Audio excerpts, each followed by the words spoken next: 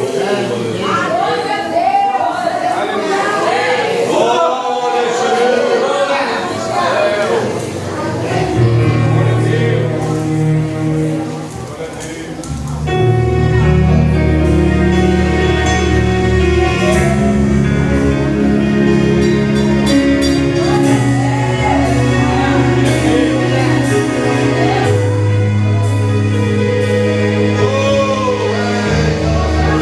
adoramos.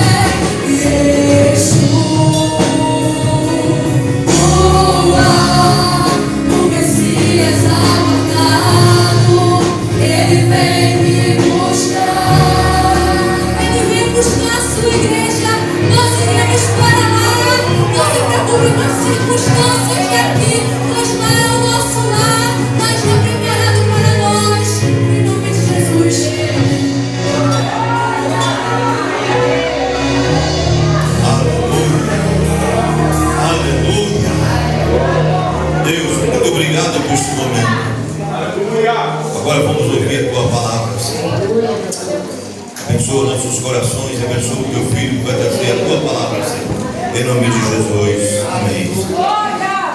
Meu Deus, glória a Deus, louvado seja o nome do Senhor, né? A glória do Senhor está neste lugar, glória a Deus. Vamos abrir em Marcos capítulo 8, do versículo 34 ao versículo 38. Marcos capítulo 8, do versículo 34 ao versículo 38. Glória a Deus. Amém? E chamando a si a multidão com os seus discípulos, disse-lhes: se alguém quiser vir após mim, negue-se a si mesmo e tome a sua cruz e siga-me. Porque qualquer que quiser salvar a sua vida, perdê-la-á. Mas qualquer que perder a sua vida por amor de mim e do Evangelho, esse a salvará. Pois que aproveitaria o homem ganhar todo o mundo e perder a sua alma? O que daria o homem pelo resgate da sua alma? Portanto, qualquer que entre esta geração adúltera e pecadora se envergonhar de mim e das minhas palavras, também o Filho do Homem se envergonhará dele quando vier na sua glória de seu Pai com os santos anjos. Amém? Pode tomar os seus assentos nessa noite. O Espírito Santo tem falado, através dos hinos nessa noite, sobre entrega. E quando o pastor Laci falou que eu ia pregar, eu não consegui sair desse tema. Eu orando ali em casa, eu não conseguia sair desse tema. E nós vemos que essa passagem, o Senhor Jesus, ele está saindo da Cesareia de Filipe, na Galileia, e ali os discípulos estavam com ele junto da multidão. E quando ele via que a multidão só estava querendo ver milagres, ele já começou a falar com os seus discípulos e com a multidão. O interessante, quando há uma multidão e os discípulos, o Senhor Jesus, ele sempre traz uma palavra: sai do meio da multidão e vira discípulo. Sai do meio da multidão e vira discípulo, vira aprendiz, queira aprender sobre o Senhor, porque a multidão só estava acompanhando ao Senhor Jesus, mas eles não queriam ter o Senhor Jesus na vida deles. E o Senhor Jesus começa a falar para a multidão e os seus discípulos: se alguém quiser vir após mim, negue-se a si mesmo. Quando eu li essa passagem, esse pequeno trecho, negar-se a si mesmo, o Senhor Jesus não estava falando para aquela multidão para negar as coisas coletivamente, mas ele estava falando de negar a si mesmo interpessoalmente. Como assim? É você ter uma experiência com Cristo no interpessoal, se separar das coisas do mundo interpessoalmente, dentro de si. E o Senhor Jesus, ele começou a ministrar isso para os seus discípulos ali. E nós vemos que quando nós ouvimos essa palavra, negar-se a si mesmo, vem à minha mente logo se entregar a Cristo. A primeira coisa que o Senhor Jesus requer de nós é que nós venhamos nos se entregar a Ele de espírito em verdade. E quando nós lemos lá em João capítulo 3, versículo 8, ele fala assim: o vento sopra onde quer e ouves a sua voz, mas não sabe de onde vem, nem para onde vai. Assim é todo aquele que é nascido do Espírito. Quando nós somos nascidos do Espírito Santo, nós não temos mais o comando de nós mesmos. Nós vamos para onde o Espírito Santo nos manda. O interessante é que o apóstolo Paulo, lá em Romanos capítulo 1, versículo 1, ele vai se falar de si mesmo como escravo de Cristo.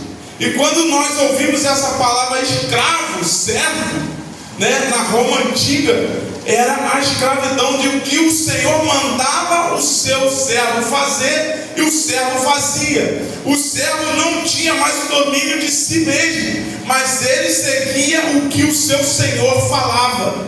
E quando nós falamos de entrega, é sobre isso, é de nós entregarmos a nossa vida de uma tal maneira que fala: Senhor, Tu queres o que eu faça na minha vida? O que Tu queres que eu faça segundo a Tua palavra? Senhor, o que Tu queres que eu faça? E nós começamos a entender que a entrega é muito mais profunda do que nós pensamos. Porque nós temos que negar a nós mesmos e falar: Senhor, eu sou o Teu escravo. Naquela época, quando o apóstolo Paulo falou isso, lá em 1 Coríntios capítulo 7, versículo 22, ele começa a falar para os coríntios, para as pessoas que eram livres. Ele fala assim: olha, vocês têm que se olhar como um escravo de Cristo. Mesmo vocês sendo livres, vocês são como escravos. E os escravos como se fossem livres, mas são escravos no Senhor. O apóstolo Paulo está falando sobre o domínio do Espírito Santo nas nossas vidas. E nós chegamos: Senhor, eu preciso me entregar a Ti em espírito e em verdade. E quando nós continuamos a ver sobre o que o Senhor Jesus ele fala sobre: tome a sua cruz. Quando nós ouvimos a palavra cruz, nós vemos o apóstolo Paulo falando, para os Gálatas, que maldito é o que sobe no madeiro. Em Deuteronômio também, capítulo 21, versículo 22, fala da cruz como maldição. E quando nós ouvimos o Senhor Jesus falando: pegue a sua cruz, Ele está falando que é um caminho de sofrimento, é um caminho de vergonha. E muitas das vezes, quando nós começamos a andar com Cristo, nós vamos passar por muitas aflições e sofrimentos nessa vida por amor a Cristo. Como assim, Rafael? Quando nós começamos a negar a nós mesmos, a nossa carne começa a brigar com o nosso espírito, como em Gálatas capítulo 5. E a nossa carne começa a disputar com o nosso espírito. E ali nós começamos a orar a Deus. O Espírito Santo começa a nos capacitar a começar a vencer a carne. Mas essa luta continua dia após dia, dia após dia, dia após dia. E o apóstolo Paulo, ele vai nos descrever esse tipo de situação muitas vezes na vida dele. Lá em 2 Coríntios capítulo 12, do versículo 9, ele vai falar assim, um versículo muito conhecido, e diz: a minha graça te basta, porque o meu poder se aperfeiçoa na fraqueza. De boa vontade, pois, me gloriarei nas minhas fraquezas, para que em mim habite o poder de Cristo. Pelo que sinto prazer nas fraquezas, nas injúrias, nas necessidades, nas perseguições, nas angústias por amor de Cristo. Porque quando estou fraco, então sou forte. E muitas das vezes na nossa vida, como o apóstolo Paulo, nós vamos orar a Deus falando: Senhor, me livra disso, Senhor. Tira isso, Senhor amado, me cura. Mas o Senhor muitas das vezes vai falar comigo, contigo: a minha graça te basta.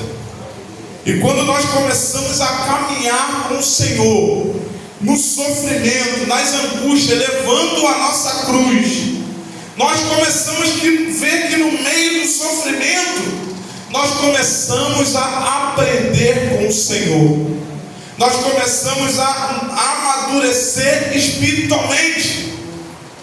Quando nós vemos um crente imaturo, quando nós somos imaturos na fé, nós pensamos que orar a Deus é só pedir como um passe de mágica e vai acontecer. Quando nós somos imaturos na fé, nós buscamos profetas para trazer alguma coisa para a nossa vida, para amenizar o nosso sofrimento. Quando nós somos imaturos na fé, nós começamos a buscar igrejas que venham amenizar a nossa dor. Quando nós somos imaturos na fé, nós não buscamos a Deus pelo que Ele é, mas o que Ele pode fazer. Mas quando nós começamos a amadurecer na fé, como o apóstolo Paulo, que começou a amadurecer na fé, ele falou: olha, o Senhor Jesus, ele orou 3 vezes para que Deus tirasse aquele espinho da carne dele. E o Senhor falou: a minha graça te basta. E no meio daquela situação, ele foi aprendendo de uma tal forma, que no versículo seguinte, no versículo 10, ele fala que a tua graça me basta. E ele começa a se gloriar nas aflições, no sofrimento. Ele começa a ver as aflições e sofrimento não pelos olhos ruins, mas um momento de crescimento espiritual. E às vezes você está passando por uma dificuldade, uma aflição, aconteceu algo difícil na sua vida, ou está passando por um momento difícil na sua vida. O Espírito Santo te trouxe aqui para falar que a graça de Deus basta.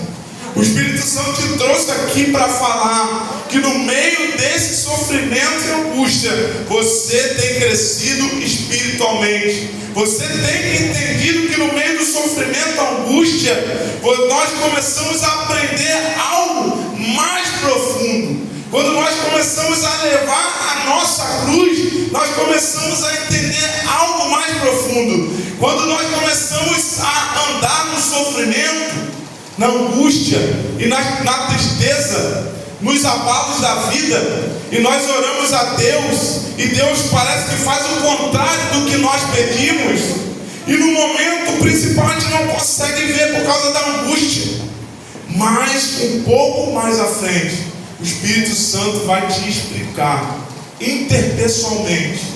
O Espírito Santo vai te explicar o porquê está acontecendo isso na sua vida.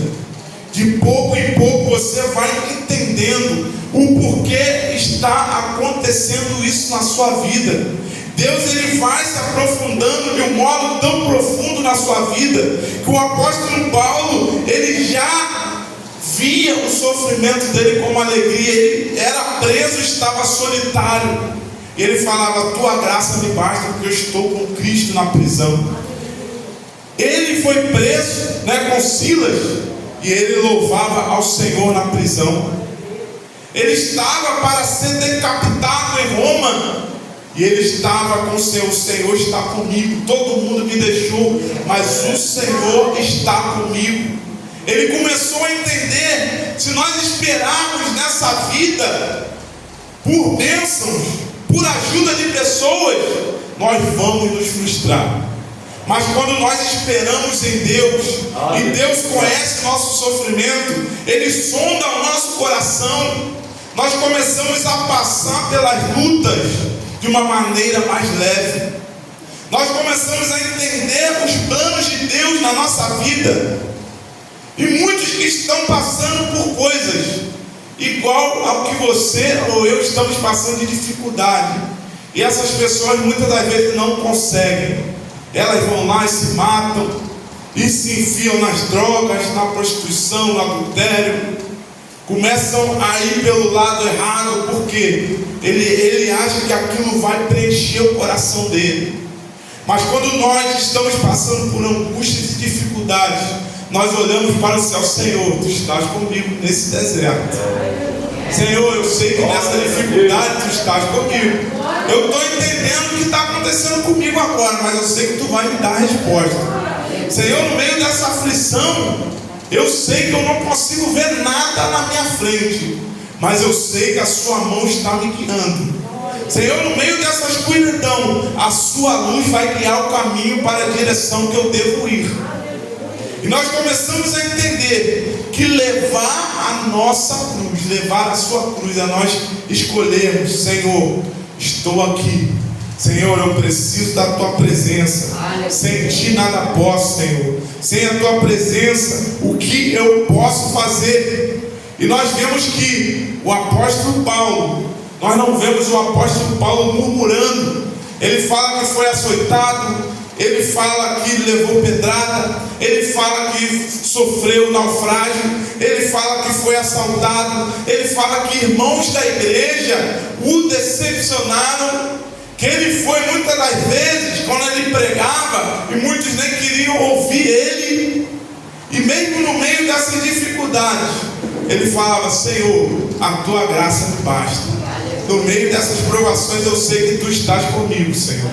Senhor, eu sei que tu tem um plano no meio desse sofrimento.